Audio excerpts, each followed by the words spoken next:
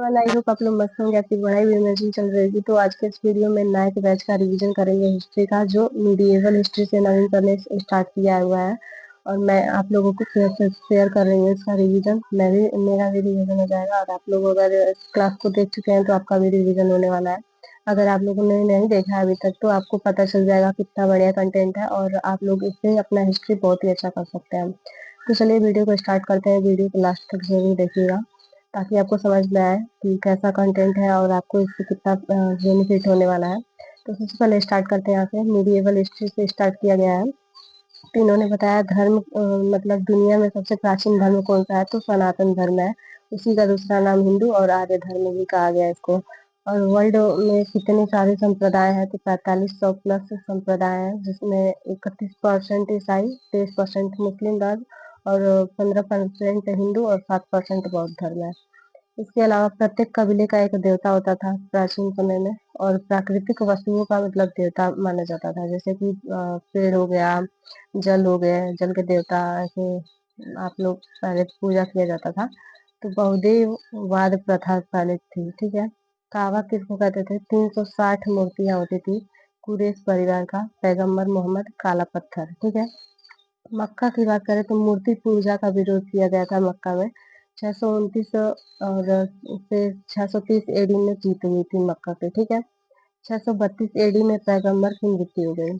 खलीफा की बात करें तो खलीफा उस समय थे अबू बकर, पहले खलीफा थे, और दूसरे खलीफा उमर थे। 334 एडी में सीरिया, मिस्र, ईरान को जीता था इन्होंने। उस्मान की बात करें तो उस्मान 644 एडी में थे। अली 656 एडी।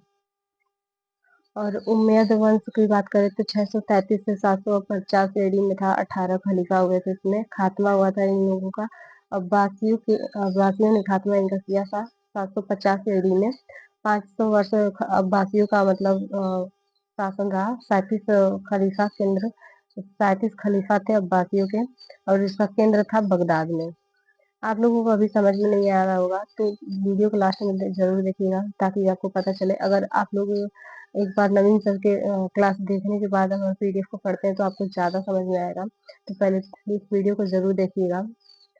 और जिहाद की बात करें तो इस्लाम न मानने वालों के खिलाफ जिहाद का मतलब नारा दिया गया था। सीरिया, फिलिस्तीन, मिस्र, दमिश्क, साइप्रस, फारस, ईरान, अफ्रीका, स्पेन, पुर्तगाल, फ्रांस, इन सबको मतलब जीता गया था। टूर्स वार था 732 एडी में चार्ल्स मार्टेल के द्वारा, ठीक है। भारत में इस्लाम सर्वप्रथम व्यापार हुआ था मसाले, रेशम, कपास, अनाज। 628 एडी भारत में पहली मस्जिद चेरामन जुआ मस्जिद था, जो केरल में था।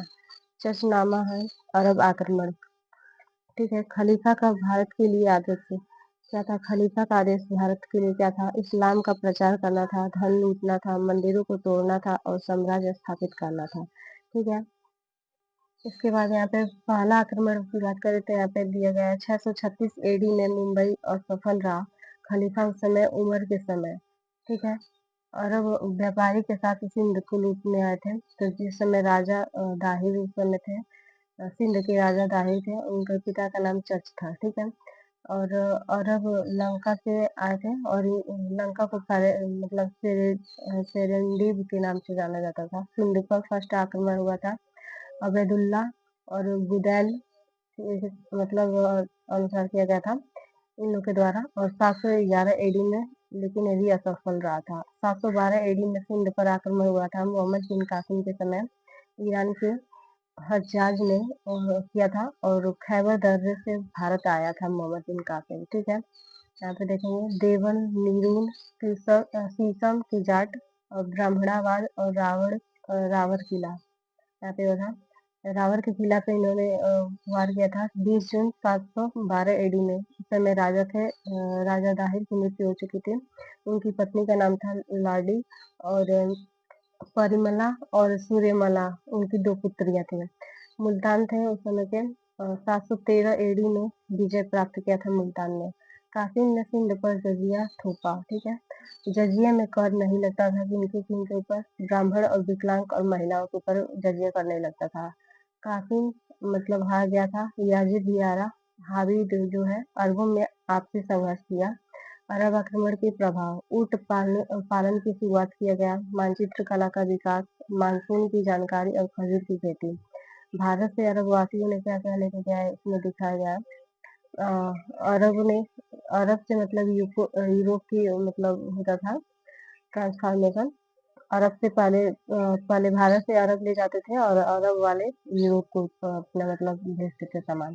तो इन्होंने दर्शन, ज्योतिष, अंक और चिकित्सा का मतलब यहाँ से ज्ञान प्राप्त करके गए थे। और ब्रह्मगुप्त की पुस्तक है ब्रह्मगुप्त, जिसमें था उनका पुस्तक है ब्रह्म स्फुट सिद्धांत, जिसमें इन्होंने 628 एडी में ग्रहण किया था। और इन्होंने बताया हुआ है उसमें पाई का मान, द्विघात समीकरण सिद्धांत और पृथ्वी की त्रिज्या, संख्याओं के वर्गों का योग ब्रह्मगुप्त ने सबसे पहले बताया था। ठीक है। अरबों के मध्य संघर्ष के बारे में जानते हैं तो भारतीय संगठन पुलकेशी द्वितीय विक्रमादित्य के नाम से जाना जाता था 733 से 146 में। नागभट्ट प्रथम प्रथम गुर्जर प्रतिहार था 730 से 760। दंती दुर्ग राष्ट्रकूट का था और वप्पा रावल मेवाड़ के राजा थे। ठीक है। अरब की बात करें तो अरब इस्लाम के प्रचार में सफल नहीं हुए थे। तुर्क गजनी वंश का यामिनी वंश का संस्थापक अल्पतगिन था जो 943 से 963 तक रहा। सुबुक्तगिन की बात करें तो 977 से 997 एडी तक रहा।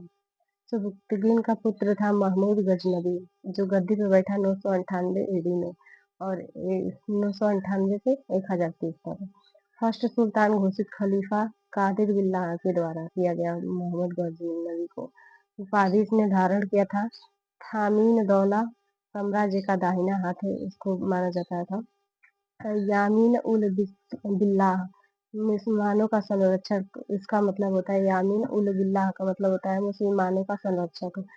इसका मतलब यहाँ आने का उद्देश्य था लूट करना, इस्लाम का प्रचार करना था और 17 बार आक्रमण किया था इसने। हेनरी इलियट के द्वारा बताया गया है। महमूद गजनबी के आक्रमण की बात करें तो फर्स्ट आक्रमण था 1001 एडी में वहिंद का युद्ध और हिंदू शाही जयपाल के विरुद्ध इसने किया था तो उसमें जयपाल ने आत्मदाह कर लिया था। फर्स्ट ऐसा मतलब शासन जिन्होंने जयपाल जो आत्मदाह कर लिया। 1005 में मुल्तान किया मुसलमान दाऊद नौसा शाह सुखपाल, इसका नाती था जयपाल का नाती था नौसा शाह, लेकिन उसने अपना मुस्लिम धर्म स्वीकार कर लिया था। इसका सबसे पहले नाम था सुखपाल, हिंदू था वो। 1008 एडी में नगरकोट ब्रजेश्वरी मंदिर हिमाचल प्रदेश में और 1014 में थानेश्वर हरियाणा में, 1018 में मथुरा वृंदावन। क्योंकि महमूद गजनबी क्या करता था मंदिरों को ध्वस्त करता था तो वही सब दिखाया गया है यहाँ पे। 1018 में मथुरा वृंदावन कन्नौज में है और कन्नौज के राज्यपाल थे। और 1021 से 22 में कालिंजर में किया था, राजा विद्याधर थे उस समय। और 1024 में अजमेर के चौहान गोविंद राज सेकंड और राजा वीर थे, गोगा जी महाराज के नाम से जाना जाता था।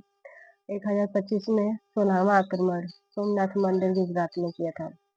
राजा भीमदेव उस समय थे चालुक्य वंश के और मोढेरा के राजपूत थे। थार के रास्ते गया था वो और 6 से 8 जून 1025 में 3 दिन तक ये लड़ाई हुआ था इसका सोमनाथ मंदिर पर गुजरात में। राजा ब्रह्मदेव स्थानीय राजा थे वहाँ के गुजरात के। खबर इसको मिला था कश्मीर से। संग्राम राज लोहर विद्याधर चंदेल खजुराहो मालवा भोजराज परमार वंश के थे और अजमेर अजय राज चौहान ने। 1027 में जाटों के विरुद्ध अंतिम अभियान था इसका मोहम्मद गजनवी का। तो गजनवी के समकालीन लेखक के बारे में जानते हैं, दरबारी इतिहासकार के बारे में। उत्तरी था, उत्तरी ने लिखा था उल यामिनी। फिरदौसी ने लिखा था शाहनामा, ईरान के महाकाव्य को जाना जाता है शाहनामा में। इसमें 50,000 छंद है, फारसी भाषा में लिखा गया है।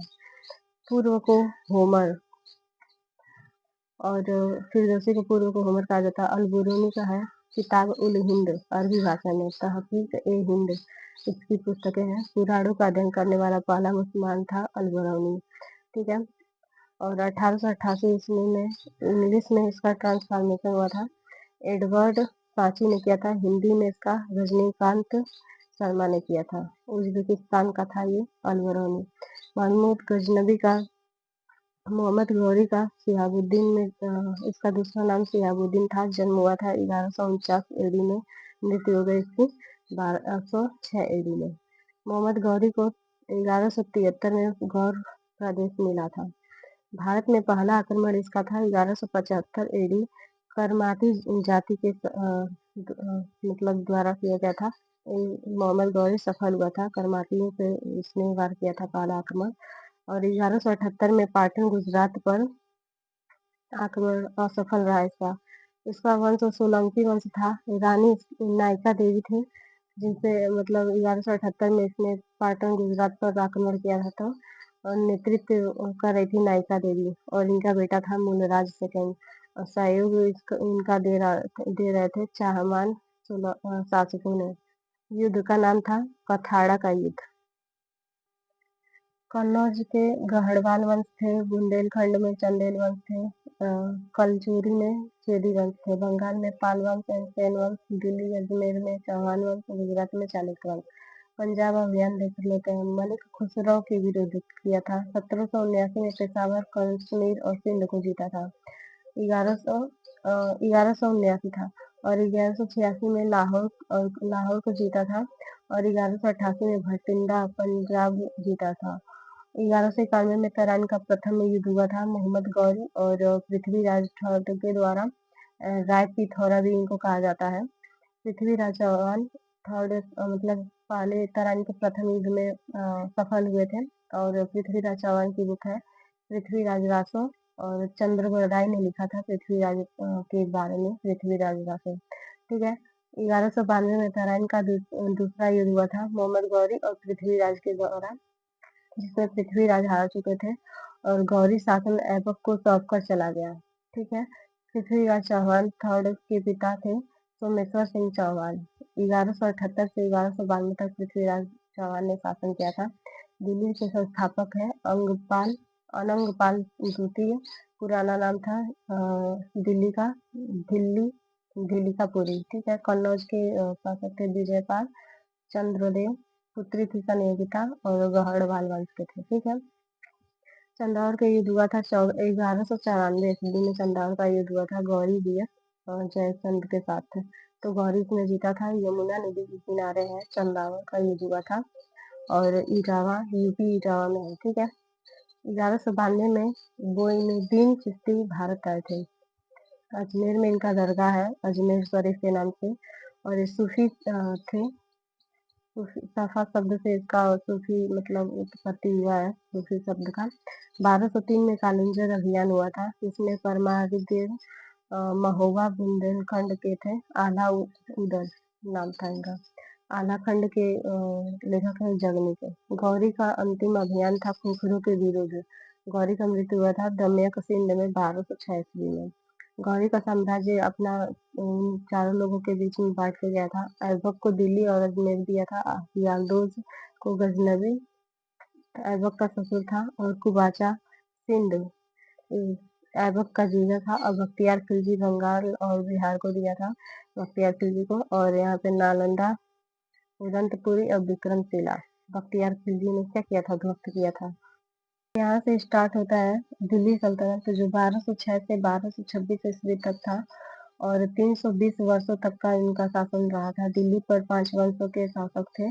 गुलाम वंश 1206 से 1290 84 वर्षों तक को इनका कुल शासन था। खिलजी वंश का 1290 से 1320 30 वर्ष का। सबसे छोटा शासन इनका था खिलजी वंश का। तुगलक वंश की बात करें 1320 से 1414 में 94 वर्षों तक। सबसे बड़ा शासन तुगलक वंश का था। सैयद वंश की बात करें तो 1414 से 1451 37 वर्ष का था। लोधी वंश की बात करें तो 1431 से 1526 तक 75 वर्षों का शासन रहा। गुलाम वंश को दास वंश या मामलुक वंश भी कहा गया है।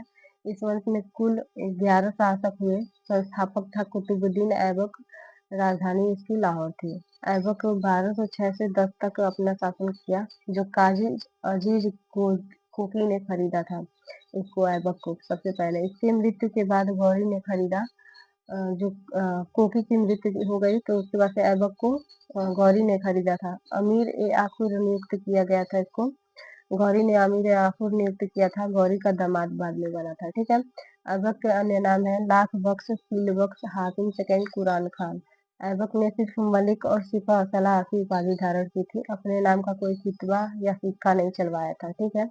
बख्तियार काकी का शिष्य था। बख्तियार काकी के गुरु मोइनुद्दीन चिश्ती थे। ऐबक का निर्माण कार्य जो है कुवत उल इस्लाम मस्जिद का निर्माण करवाया था, कुतुब मीनार की उत्तर पूर्व में है, दिल्ली में। 2.5 दिन का झोपड़ा जो अजमेर राजस्थान में था, और संस्कृत महाविद्यालय पहले इसमें था। बृहराज फोर्थ ने कवि थे इसे हरिकेल। ठीक है। और कुतुब मीनार 5वीं मंजिल थी, 5 मंजिल थी, जिसका ऊंचाई 73 मीटर है। और सबसे पहले ऐबक ने बनवाया था। दूसरी, तीसरी और चौथी मंजिल को इल्तुतमिश ने, और 5वीं मंजिल को फिरोज शाह तुगलक ने। यूनेस्को की विश्व विरासत सूची में 1993 में शामिल है ऐबक को।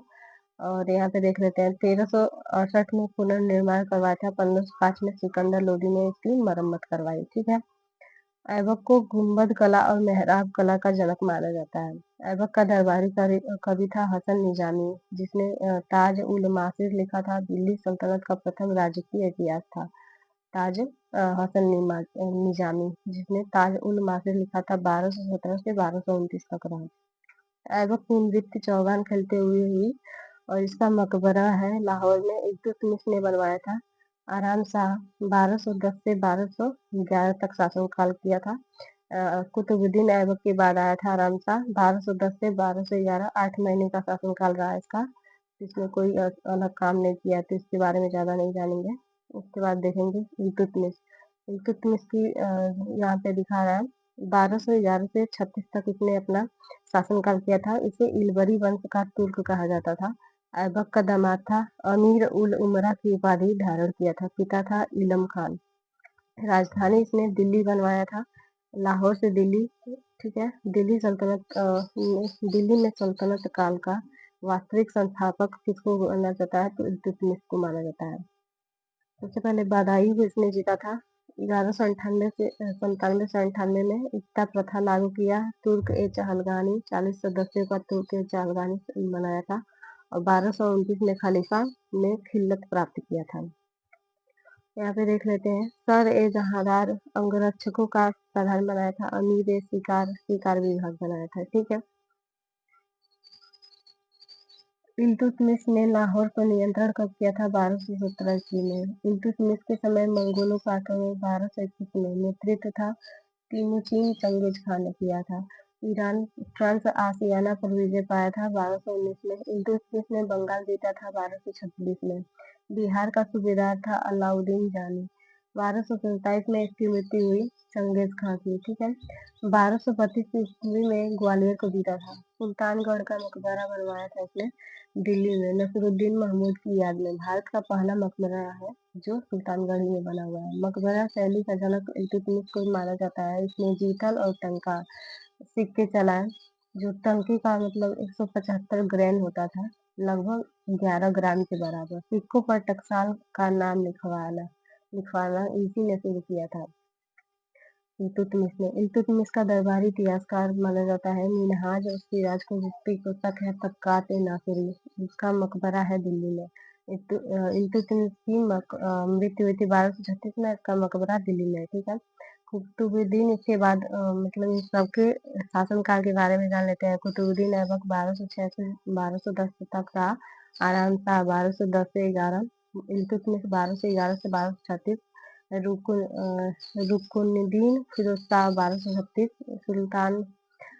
रजिया सुल्तान के था 1236 से 1240, बहराम शाह का था 1240 से 1242, और अलाउद्दीन मसूद शाह का था 1242-46, और नसरुद्दीन महमूद का था 1246 से 1265, गयासुद्दीन बलबन का था 1265 से 1287, मोइजुद्दीन कोकोबाद का था 1287 से 1290, कैमूर का था 1290। तो रुकनुद्दीन फिरोज शाह का देख लेते हैं, 1236 से 1236 तक ही था इसका। और यहाँ पे देखते हैं, माँ की थी शाह तुर्कान, पिता का नाम इल्तुतमिश था। इल्तुतमिश का बेटा था ये। इसके समय प्रांतीय इक़्तिदारों ने विरोध किया था। जिसकी वजह से इसको हटा के रजिया सुल्तान को शासक बनाया गया था। इसकी मृत्यु हुई थी 1236 में। इसकी जगह रजिया सुल्तान आई थी। तो रजिया सुल्तान का देख लेते हैं। रजिया सुल्तान 1236 से 40 तुर्क इतिहास की पहली महिला शासिका थी। इल्तुतमिश की बेटी थी। माँ इसकी थी कुतुबी बेगम और रजिया कुल्हा और चोगा पहनती थी। रजिया के काले गुलाम याकूत को अमीर ए आखुर नियुक्त किया गया था। रणथंभौर प्लस ग्वालियर वापस कर दिए। रजिया के कुछ जो खिलाफ विद्रोह हुआ था उसे देख लेते हैं। अल्तुनिया भटिंडा में, तबरहिंद पंजाब में। रजिया को कैद कर लिया था किला मुबारक में। याकूत मारा गया था वहां पे। इतगीन और अमीर ए हाजिर कबीर खां अय्याज लाहौर से रिश्ता हुआ था। और इसकी जगह इल्तुतमिश के तीसरे पुत्र बहराम शाह को मतलब शासक बना दिया था। जिसकी हत्या 1242 में हुआ था। इसके मतलब आक्रमण हुआ था इसने मंगोलों के साथ 1241 में। नया पद आया था नाइब ए मुमलिकात। वजीर था मुहाजुबुद्दीन। रजिया सुल्तान को अल्तुनिया ने कैद कर लिया था। रजिया की हत्या हुई थी 13 अक्टूबर 1240 में कैथल में हुई थी। और मिन्हाज उस सिराज ने कहा था कि उसकी कमी सिर्फ औरत होना था। रजिया सुल्तान के बारे में मिन्हाज उस सिराज ने बोला था। बहराम शाह के बारे में 1240 से 42 में था। मसूद शाह 1242 से 46 में। रुकनुद्दीन फिरोज का पुत्र था। वास्तविक शक्ति मुहावुद्दीन नाई मुमलिकात।